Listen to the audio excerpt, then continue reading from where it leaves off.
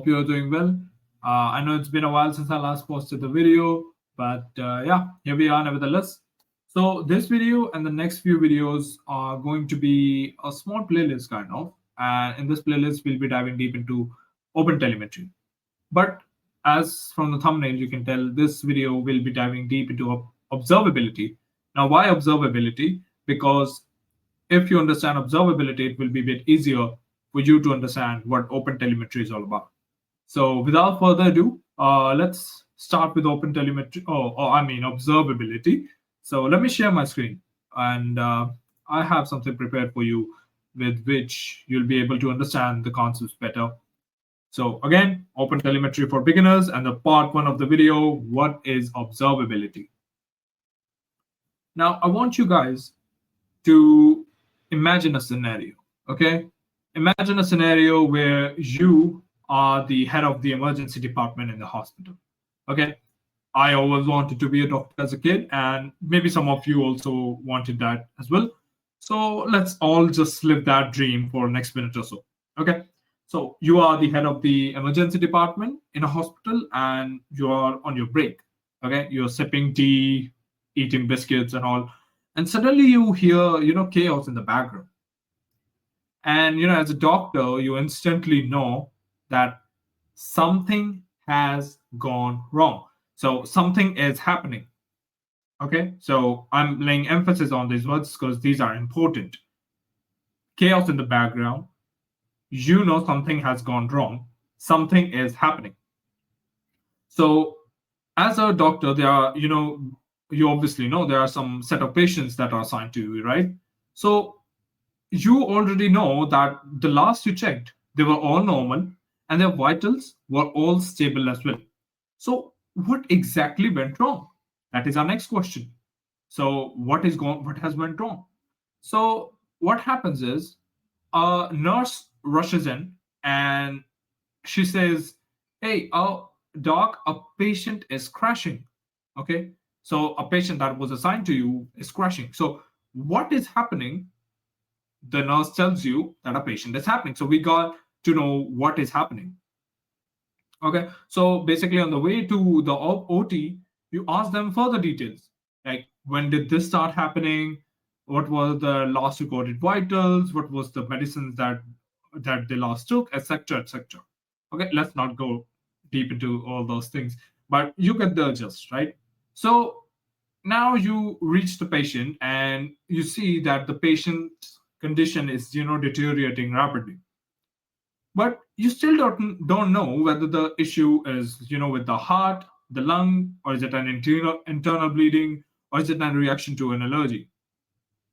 So as a doctor, we need to quickly determine where the problem is happening. Where is the problem? So we have three main things: something is happening, something has happened, what has happened, and where it has happened.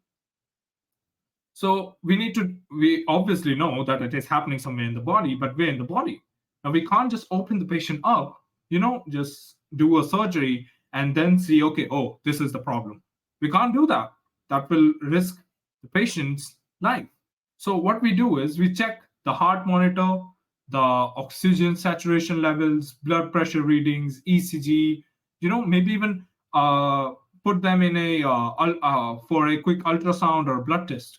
Now, by observing all these external signals, we can pinpoint the source of the issue. Because if there is an abnormal heart rate, we can say, oh, it might be arrhythmia. Or if it's a sudden drop in the blood pressure, we can say, oh, it might be internal bleeding. Or if it was low oxygen levels, we can definitely say, oh, it might be a lung problem, and then operate accordingly. Now, in this way, we understood what was the internal issue without having to operate on the patient surgically. Now, this is the exact same scenario that is applied when we are talking about observability in system software. So observability has become one of the most crucial things in the recent years. As cloud native environments have gotten more complex and the potential root causes of failure have become more difficult to pinpoint.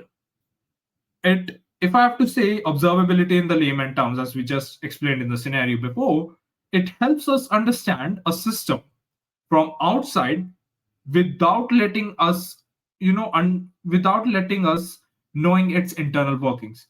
Basically, I don't need to know how a system works internally to ask questions about what has happened, where has it happened, and get the appropriate response. I don't need to know the internal workings of the thing. I can ask a question if something has gone wrong. I can ask a question, I get a response back. Okay, so observability helps us to accomplish this task. Now, observability is the ability to, as we said, it's the ability to measure systems' current state based on the data it generates. These data in question are what we call signals, signals being logs, metrics, and traces. Now, we'll talk about these in detail, but let's just start with metrics. Okay, metrics. So I want you, when we are discussing this, I want you to relate this to the scenario we discussed in the beginning of the video. Now, remember when I said something has happened, what has happened, and where it has happened? Let's just focus on something has happened. So what happened when what was when we talked about something has happened? Well, there was something, chaos was brewing in the background, and we knew immediately that something has happened, something has gone wrong. So how did that happen? Because yeah, there was, people were, nervous, they were anxious, and there were sort of tension in the air. Similarly, metrics, while not expressing the human emotions, metrics are, they capture the numerical measurements that, gives us the performance and the health of services. In this case, they assist in performance across like time. So basically, we get the much needed insight in our system and performance. So most of the times they are used for key performance indicators, or it would be CPU capacity insights, memory monitoring, or system health and behavior. Now, what it does is it helps us create a baseline for normal performance. Okay, so if I have a baseline of a normal performance, I'll know if it deviates from that baseline, we'll know that something has gone wrong with our system. So metrics keeps capturing, it monitors the health of our system basically. And if something goes wrong, if it deviates from our expected expectation, it will give us an alert and we'll get to know that something has happened. Moving on, we have logs. Now, we discussed something has happened part.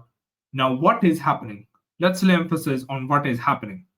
Now, what is happening, we discuss in what is happening, like the nurse comes in and she tells us that, oh, patient is crashing. So we ask her questions like what has gone wrong. We ask her the details. So she gives us a list of details like what were their last vitals, what were the medicines they took, when did the crashing or the incident took place, like how much before, like 10, 15 minutes, like whatever the case. So as you can see from the image in the presentation on the right side, there is date, time, and the logs. Okay. So similarly, the logs record the events in our application. So they generate an event log with details, as I said, with timestamp, event type, and machine or user ID. Now, whether it is written in plain text or binary, structured or unstructured, it contains text and metadata that helps us, debug the cause of the issue. But you might think, hey, we got logs, so why do we need metrics and traces? Logs are telling us exact time the incident occurred, the date it occurred, and even the message where the incident has occurred. But think about it. Though logs lets you dig into details, issues are rarely caused by one event or one component. So that's why combining the event logs with other pillars of observability, that are metrics and traces, it becomes invaluable for helping us to see the bigger picture and gain the contextual highlight insights. Okay, so moving on, I hope you understood what logs are. So moving on, we are going to talk about traces. So we talked about something has happened, what has happened. Now we need to know where it has happened. So again, looking back at the scenario, where it has happened. So trace is the entire patient's entire clinical path, from the first symptom to each test the doctor did to the final diagnosis. Okay, so it is an entire path. We Through this entire path, we are able to diagnose the correct issue and take preventive measures so that they don't happen again. Similarly, although the logs and metrics helps us understand the individual system and individual systems behavior and performance, they will really provide us helpful information for understanding the lifetime of a request. So with if you are using just metrics and logs together, you won't know the journey of a request as it crosses through your system. Okay, so trace, on the other hand, sheds light on which method or service a certain request has traversed before finishing or crashing. Okay, so we can gain an insight like before crashing, what was the last service or method it traversed, so that we are able to take action on that step. When just using with metrics and logs doesn't help this case. Okay, so with traces it helps us to analyze the entire request traversal, and we are able to find the find the exact location where the issue has taken place. Now, by analyzing the trace data, we can gain valuable insights into the overall performance, response time, error rates, and throughput, as well as identify areas that may cause bottlenecks or other problems. Now, this information will obviously definitely help us to proactively address issues before they can impact our customer experience. So, this was just about metrics, traces, and logs, and just an overview of what observability is. And hopefully, I was able to give you a better picture, big picture of what is observability and what are signals, namely logs, metrics, and traces.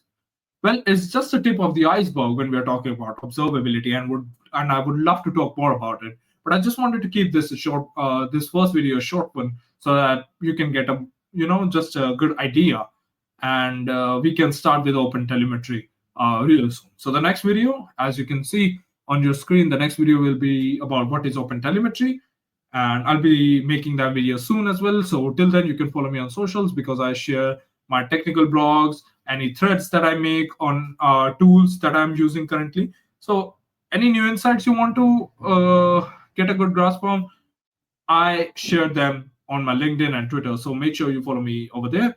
And I will be making this next video real soon. Till then, bye bye.